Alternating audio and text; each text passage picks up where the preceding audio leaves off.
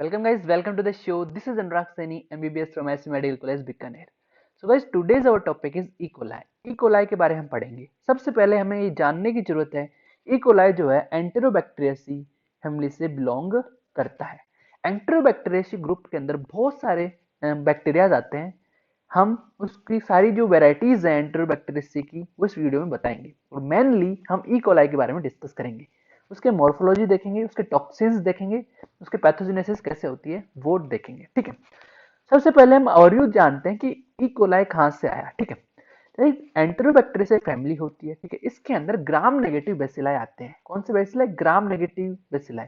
Gram positive gram negative क्या होता है पहले बताया हुआ है. ठीक है गाइस, जो एंटेरोबैक्टीरिया फैमिली है, जो ग्रुप है, उसके अंदर एरोब्स आएंगे आपके एंड फैकल्टेटिव एनारोब्स आएंगे. फैकल्टेटिव एनारोब्स मतलब ऐसे बैक्टीरिया जो ऑक्सीजन की प्रेजेंस में भी रह सकते हैं, ऑक्सीजन के अब्जेंस में भी रह सकते हैं. तो एंटेरोबैक्टीरिया के अंदर आपके एरोबिक बैक्टीरियाज भी आते हैं और फैकल्टेटिव एनारोबिक भी बैक्टीरिया भी आते हैं. ठीक है, नॉन फास्टिडियस होते हैं जो बैक्टीरिया होते हैं एंटेरोबैक्टीरिया के अंदर, वे नॉन फास्टिडियस मतलब इनको कोई स्पेसिफिक न्यूट्रिएंट सॉल्यूशन नहीं चाहिए होता ग्रोथ के लिए. नॉर्मल जो न्यूट्रिएंट होता है उनमें ग्रो कर सकते हैं. ठीक है, स्पेशल इनकी कोई जिद नहीं होती कि मैं ये खाऊंगा, मैं इसके बिना नहीं रह सकता. ठीक है, तो एक नॉर्मल जो न्यूट्रिशन होता है वो इससे जिंदा रह सकते हैं. क्लियर?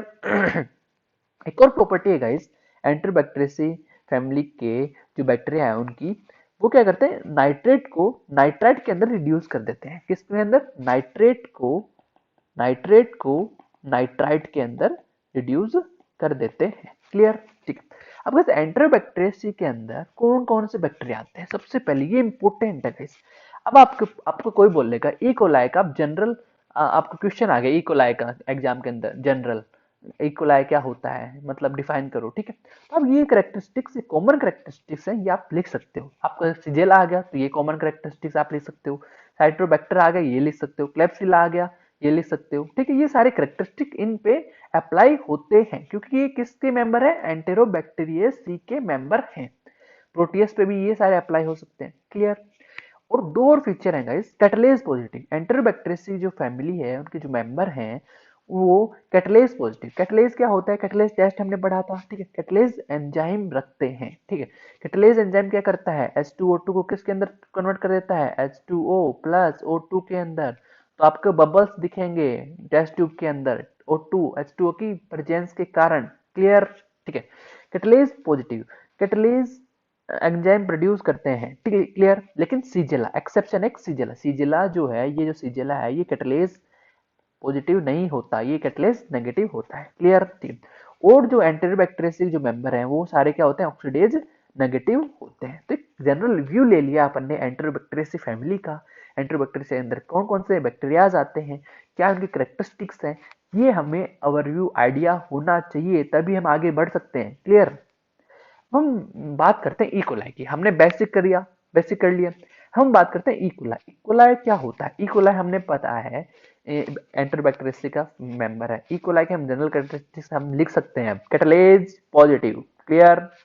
आपको अगर कैटलेज पॉजिटिव ऑक्सीडेज क्या टेस्ट क्या होते हैं ये नहीं पता तो आप प्लेलिस्ट में जाके देख सकते हैं, वहां सब कुछ समझाया हुआ है. क्लियर? कैटलेज पॉजिटिव है, ऑक्सीडेज नेगेटिव, ये हमने पिछली स्लाइड में डिस्कस किया यहाँ पे. क्लियर? ग्राम नेगेटिव बेसिलाई है. ठीक है, एरोब एंड फैकल्टेटिव एनारोब है, ये हम इसकी कैरेक्टरिस्टिक्स में लिख सकते हैं. क्लियर? अब हम आगे चलते हैं ई कोलाई में. फर्स्ट डिस्क्राइब्ड बाय एस्ट्रिच, एक साइंटिस्ट है, इन्होंने 1885 में इसको डिस्कवर कर दिया था. ठीक है, most common aerobe harboured in the gut of human and animal.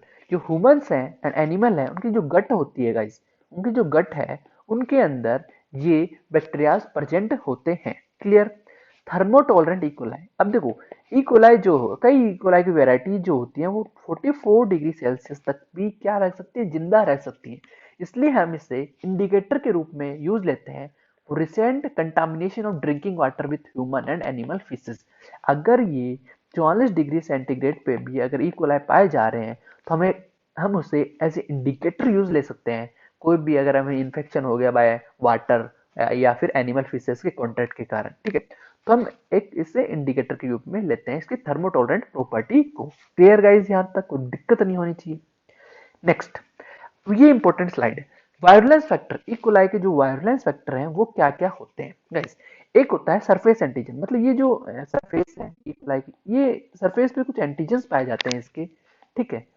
अब है तो एक होता है सोमेटिक ओ एंटीजन, सोमेटिक या फिर उसे हम बोलते हैं ओ एंटीजन। एक होता है फ्लेजिलर या एच एंटीजन, एक होता है कैप्सुलर एंटीजन, एक होता है फिम्ब्रियल एंटीजन। क्लियर। सोमेटिक या फिर ओ एंटीजन जो है वो लिपोसैकेराइड एंटीजन होता है। लिपोसैकेराइड जानते हो ना, आउटर मेम्ब्रेन, एलपीएस की, ठीक है, पढ़ा हुआ होगा, ठीक है, सेल वॉल, ठीक है। हीट स्टेबल होता है, ये हीट स्टेबल होता है, ठीक है। सरफेस एंटीजन है सोमेटिक या फिर ओ एंटीजन। लिपोसैकेराइड एंटीजन होता है, हीट स्टेबल होता है, ये एंडोटॉक्सिक एक्टिविटी रखता है, एंडोटॉक्सिक एक्टिविटी ये रखेगा, ठीक है। दूसरा है फ्लेजिलर, फ्लेजिलर मतलब ये फ्लेजिला के अंदर पाया जाएगा, ठीक। और ये क्या प्रोवाइड करेगा, मोटिलिटी, मोटिलिटी प्रोवाइड करेगा। कैप्सुलर एंटीजन है, कैप्सूल में प्रेजेंट रहेगा, तो ये एंटीफेगोसाइटिक प्रॉपर्टी शो करेगा, एंटीफेगोसाइटिक प्रॉपर्टी प्रदान करेगा, एंटीफेगोसाइटिक प्रॉपर्टी प्रदान करेगा बैक्टीरिया को। फिम्ब्रियल है, फिम्ब्रियल, फिम्ब्रे जो फिम्ब्रीज होते हैं उन पे पाया जाता है, तो ये जो है ये आपके अडहेशन में मदद करता है, अडहेशन, फिम्ब्री केस में मदद करेंगी अडहेशन में, तो ये फिम्ब्रियल एंटीजन जो है अडहेशन में मदद करेगा, ठीक है। ये हो गया सरफेस एंटीजन, मतलब सरफेस पे पाए जाते हैं, ठीक है। किसकी, इकोलाई पे, समझ में आ गया। कैप्सूल है, एंटीफेगोसाइटिक प्रॉपर्टी शो करेगा, सोमेटिक एंटीजन है, heat stable and toxic activity show करेगा, फिम्ब्रियल एडेशन में मदद करता है, ठीक है। तो सारी चीजें हमें सरफेस एंटीजन की पता चल गई। अब बात करते हैं टॉक्सिन्स कौन कौन से सीक्रेट करते हैं। क्लियर। पहले आता है एंटेरोटॉक्सिन्स, हम आगे बात करेंगे एंटेरोटॉक्सिन्स की। हीमोलाइसिन, हीमोलाइसिस में मदद करते हैं, ठीक है। एक और टॉक्सिन होता है जिसे हम बोलते हैं CNF, साइटोटॉक्सिक नेक्रोटाइजिंग फैक्टर। ये जो एक इनका इसका एक इंपॉर्टेंट करेक्टरिस्टिक है, ये जो है, ये जो टॉक्सिन है CNF जो टॉक्सिन है, ये आपका साइटोटॉक्सिक होता है, ब्लेडर जो हमारा यूनिट ब्लेडर होता है और किडनी सेल है उन पे एक्ट करता है, उन पे साइटोटॉक्सिक, उन पे टॉक्सिजेनिक इफेक्ट शो करता है, ब्लेडर और किडनी सेल पे। CNF cytotoxic necrotizing factor. तीन टॉक्सिन हो गए, एंटेरोटॉक्सिन हो गया, हिमोलाइसिन हो गया, साइटोटॉक्सिक नेक्रोटाइजिंग फैक्टर हो गया। तो आपको ये रटन लेना है कि कौन कौन से टॉक्सिन होते हैं, कौन कौन से सरफेस एंटीजेंस होते हैं। Virulence factors of E coli पूछे जाते हैं। क्लियर।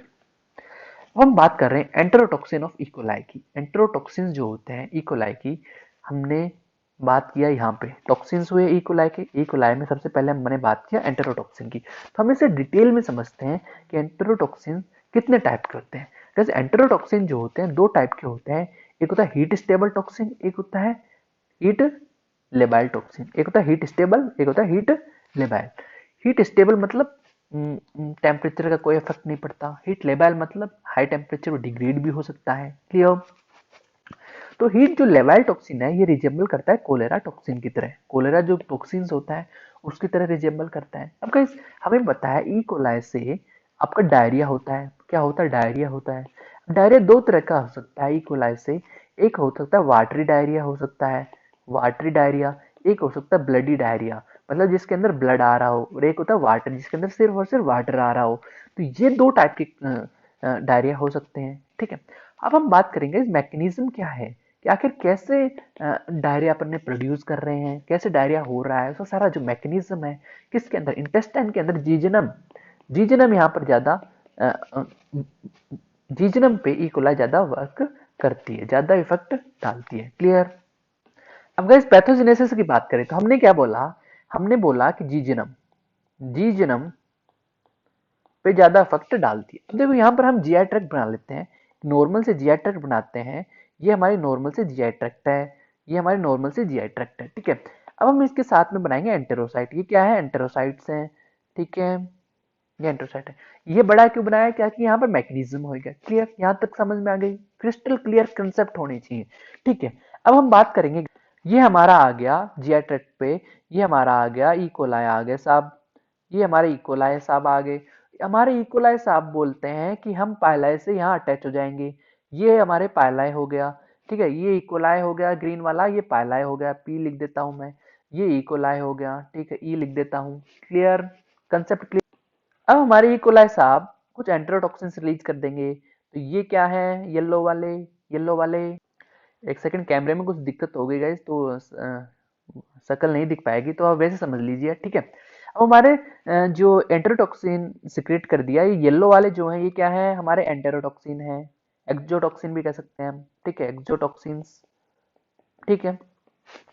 ये जैसे सिक्रेट होएंगे गाइस, ये सिक्रेट हो गए, ठीक है गाइस। अब गाइस यहाँ पर ये जो जीआई ट्रैक्ट बनाया था हमने, यहाँ पर एक ट्रांस मेम्ब्रेन प्रोटीन्स होते हैं, ट्रांस मेम्ब्रेन प्रोटीन्स होते हैं ये वाले, देखिए ये वाला देखना, ये जो प्रोटीन्स है ब्लैक ब्लैक, ये इसे हम बोलते हैं हम जी प्रोटीन, जी प्रोटीन। ये क्या होते हैं, ट्रांस मेम्ब्रेन प्रोटीन होते हैं। कौन से प्रोटीन होते हैं guys, transmembrane, transmembrane protein होते हैं ये, ट्रांस मेम्ब्रेन। अब जैसे गाइस ये जो exotoxins in trance membrane protein पे, जी प्रोटीन पे बाइंड होते हैं, जैसे ही बाइंड होते हैं, बाइंड होने जाते हैं, वैसे ही गाइस क्या होता है, यहाँ पर जी प्रोटीन जो है वहां पर एडीपी राइबोज बाइंड करने लग जाते हैं, एडीपी राइबोज बाइंड हो जाते हैं।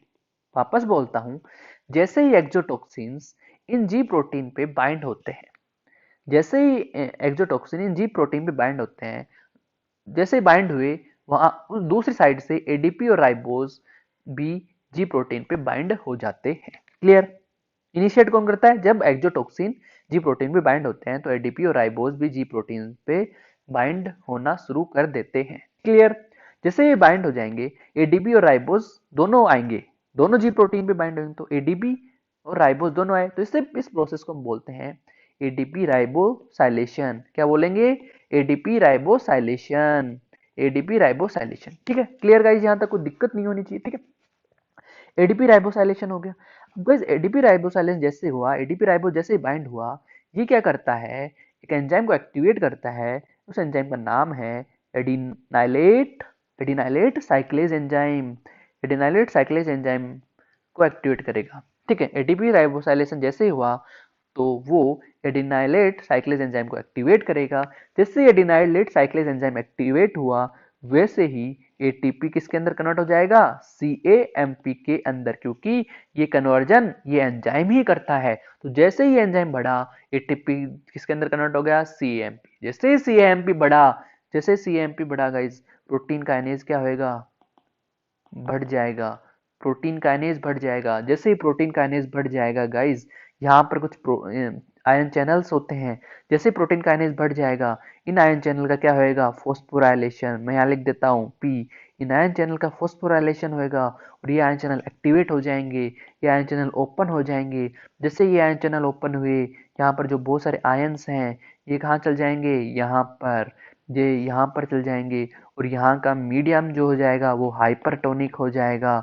जैसे ही मीडियम हाइपरटोनिक हुआ जीआई ट्रैक्ट का, बहुत सारा वाटर, वाटर यहाँ पर आना स्टार्ट कर देगा। जैसे ही वाटर आना स्टार्ट कर देगा, यहाँ पर वाटरी कंटेंट बनने लग जाएगा और वाटरी कंटेंट किसको शो करता है, डायरिया को शो करता है। क्लियर गाइस, कंसेप्ट क्लियर होनी चाहिए। मैं वापस बता रहा हूँ, एक सेकंड में बता रहा हूँ।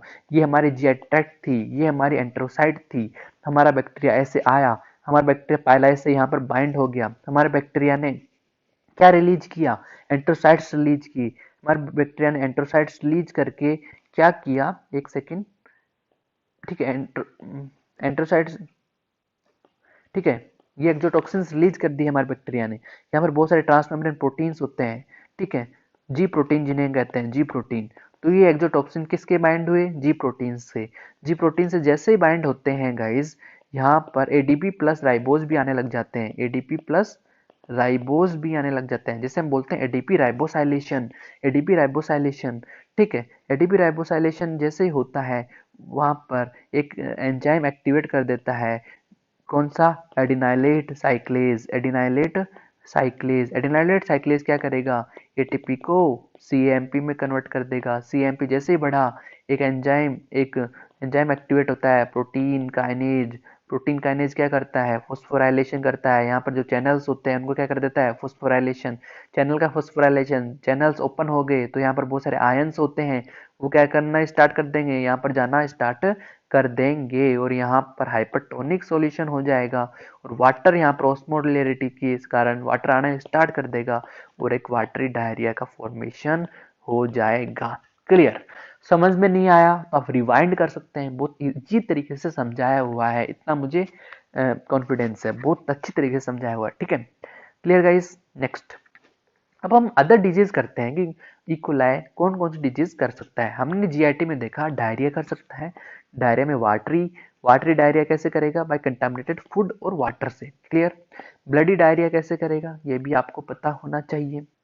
ब्लडी डायरिया जैसे आपने कोई भी कैटल मीट खाया, अरे उसे बिना बर्न करे, बिना हीट करे, आपने वैसे ही खा लिया तो आपको ब्लड डायरिया हो सकता है। Clear. UTI urinary tract infections भी इकोलाई कर देता है, जैसे नॉर्मल हमारे जैसे हमारा जो जीआई ट्रैक्ट है वहाँ पर नॉर्मल फ्लोरा पाए जाते हैं, बहुत सारे नॉर्मल फ्लोराज पाए जाते हैं हमारे जीआई ट्रैक्ट में। अगर वो फ्लोरा जो नॉर्मल फ्लोरा है ये यूरिनरी ट्रैक्ट में चले जाए तो वहाँ पर ये यूटीआई कोज कर सकते हैं गाइस, ठीक है। आपके नियोनेटल मेनिंजाइटिस, अगर ड्यूरिंग बर्थ डिलीवरी के दौरान कोई भी प्लेसेंटा के थ्रू अगर आपका इकोलाई ट्रांसफर हो जाए तो आपके मेनिंजाइटिस भी कोज कर सकता है। क्लियर। तो ये 3-4 डिजीजेज हैं, इकोलाई के मेन डिजीजेज हैं, ये पूछे जाते हैं। क्लियर। लैब डायग्नोसिस कैसे करेंगे, आप अगर सैंपल कहाँ से ले सकते हैं, डिपेंड करता है गाइज। आपकी यूटीआई है तो आप यूरिन से सैंपल लो, अगर आपके डायरिया है तो आप स्टूल सैंपल लो, पस भी ले सकते हैं आप, ठीक है। डायरेक्ट स्मीयर करेंगे गाइज, अब स्मीयर हम बनाए इसका तो हम उसके अंदर देखेंगे ग्राम नेगेटिव बेसिला है और पस सेल दिखेंगी हमें, ठीक है। कल्चर देखें तो ब्लड अगार में हम कल्चर करें इससे तो सर्कुलर ग्रे मॉइस्ट कॉलोनीज हमें दिखेंगी, मॉइस्ट कॉलोनीज, ठीक है। कटलेज पॉजिटिव है, हमने पहले बताया हुआ है, ऑक्सीडेज नेगेटिव होता है, इंडोल टेस्ट पॉजिटिव होता है, साइट्रेट नेगेटिव होता है, यूरियज नेगेटिव होता है। अगर इनके बारे में नहीं पता आपको इन टेस्ट क्या होते हैं तो आप प्ले लिस्ट में जाके देख सकते हैं। क्लियर। कोई भी डाउट हो तो आप हमें कमेंट्स में पूछ सकते हैं, नोट्स चाहिए आपको तो आप टेलीग्राम चैनल ज्वाइन कर सकते हैं, और ऐसी वीडियोस कंटेंट रेगुलर आता रहता है तो आप चैनल को प्लीज सब्सक्राइब जरूर कर दीजिएगा ताकि हमारा कॉन्फिडेंस बना रहे। Thank you guys, stay safe, stay healthy.